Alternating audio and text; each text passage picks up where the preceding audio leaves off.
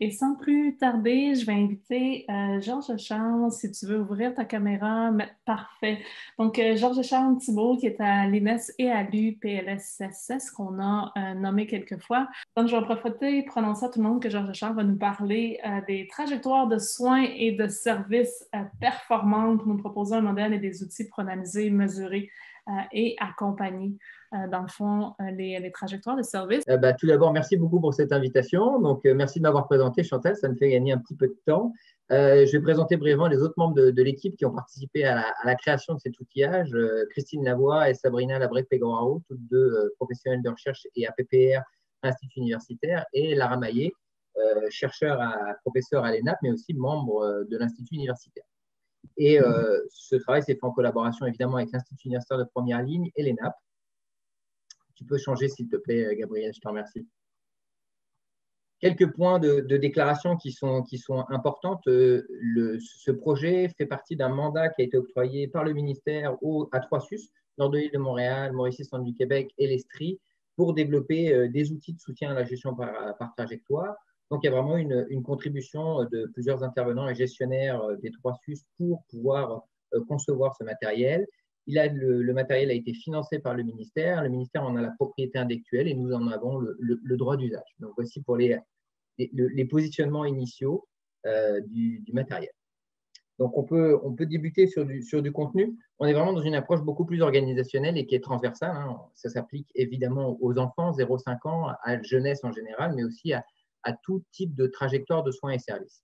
L'idée initiale, c'était comment soutenir le développement de la gestion par trajectoire dans le réseau de la santé et des services sociaux. Et plus spécifiquement, nous, notre mandat, c'est d'avoir une réflexion pour outiller, pour faciliter la mesure et l'analyse des trajectoires pour les améliorer. Alors, tout ce qu'on a créé, que vous retrouverez dans un guide qui est sur le site de l'Institut universitaire, vise justement à soutenir cette capacité d'analyse, la mesure des trajectoires. Alors, autant soutenir les intervenants et les gestionnaires de notre SIS et notre SUS, mais aussi l'ensemble des partenaires sectoriels et intersectoriels qui participent aux trajectoires.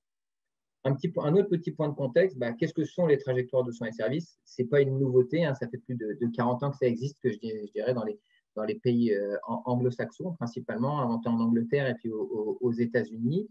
Mais en Angleterre, aux États-Unis, on avait beaucoup une perspective d'épisodes de soins et services très balisés, de type médical.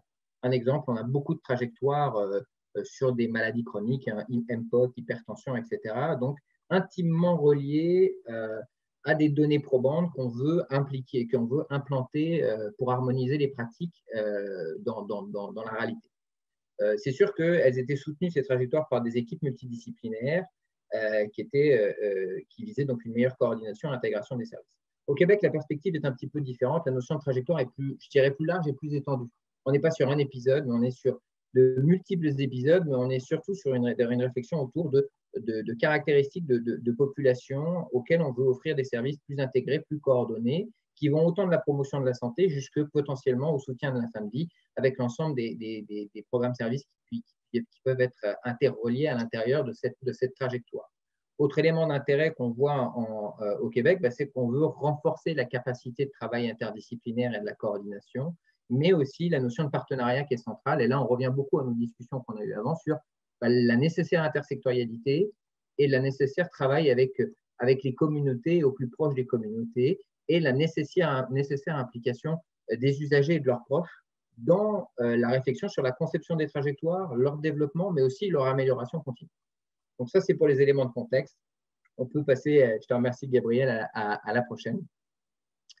En termes de contenu, ce qu'on a développé, c'est un modèle d'analyse de la performance qu'on a appelé le MAP. On cherchait un petit acronyme sympathique qui est composé de 11 dimensions de la performance. Donc 11 dimensions qui nous permettent d'aborder la trajectoire pour la mesurer et puis en faciliter l'analyse.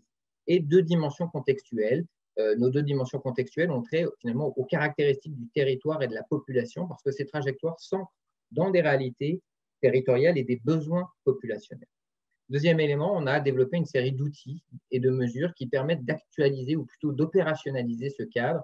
D'abord, un tableau des liens entre les dimensions. Ça, c'est l'une des originalités de notre travail, c'est dire les dimensions de la performance, elles ne se pensent pas isolément. Elles se pensent en relation et elles se pensent en en tension. Et la performance, ce n'est pas l'amélioration d'une des dimensions, c'est une réflexion sur un équilibre global entre plusieurs dimensions qui sont en interrelation.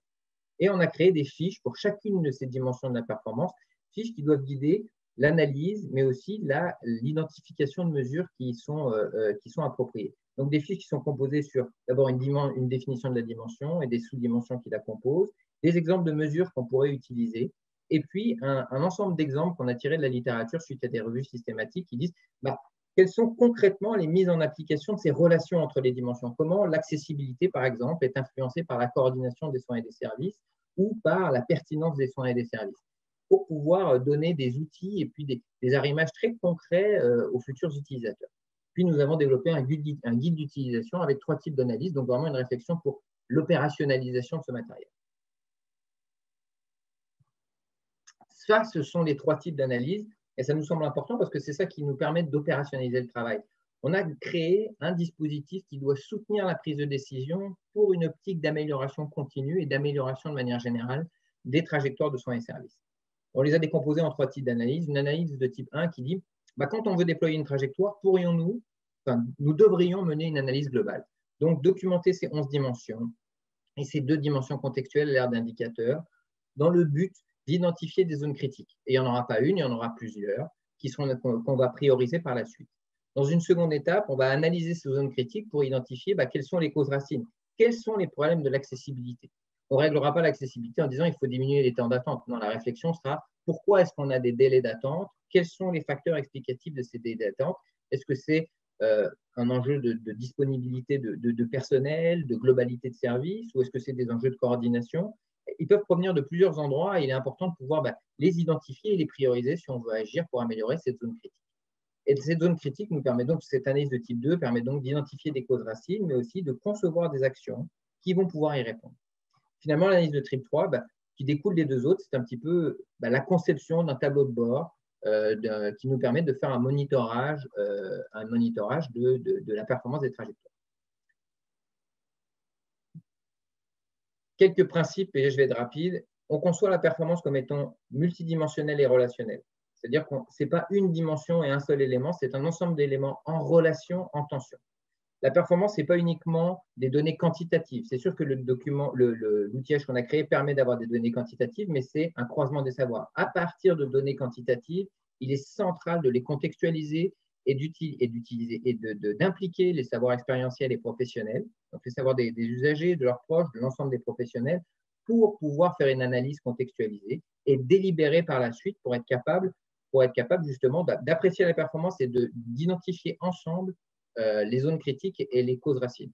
Donc, les éléments quantitatifs et le modèle ne servent que de fondement pour pouvoir avoir des prises de décision raisonnées et justifiées et accélérer l'analyse. Un autre élément de contexte, de principe, c'est que nous sommes ancrés dans une vision de territorialisation des services et de responsabilité populationnelle. Les trajectoires ne peuvent pas être pensées de façon unidimensionnelle et uniforme, quel que soit le territoire et le groupe populationnel. Elles doivent s'ancrer en fonction des réalités territoriales. Ça, c'est le MAP. Donc, l'idée, c'était de créer quelque chose de joli, mais surtout de robuste conceptuellement. L'idée, c'était de représenter un petit peu une trajectoire. Et vous voyez là, donc, cette idée que si on a une trajectoire qui est performante, elle va quasiment tourner sur elle-même. C'est-à-dire, si on a une trajectoire qui a un impact sur l'efficacité clinique et populationnelle, on va venir modifier les caractéristiques et les besoins de la population.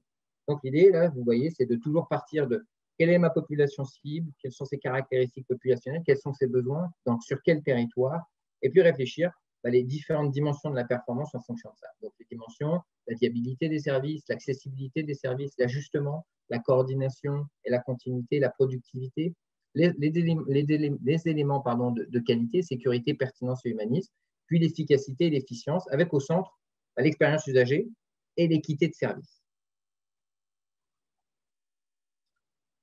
Et j'essaye d'aller un petit peu vite, il m'en reste 2. Là, vous voyez en fait cette représentation des relations entre les dimensions.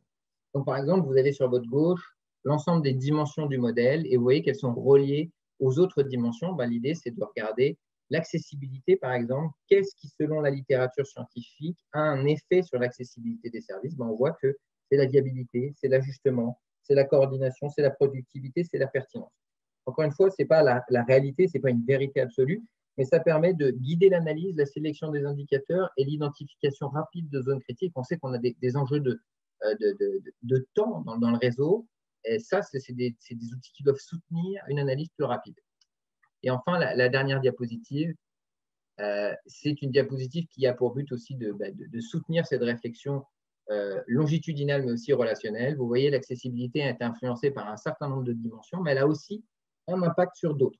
Et donc, ici, c'est guider l'analyse en disant, est-ce qu'on pourrait identifier des mesures qualitatives ou quantitatives qui permettraient de caractériser, d'apprécier chacune de ces dimensions pour faciliter l'analyse.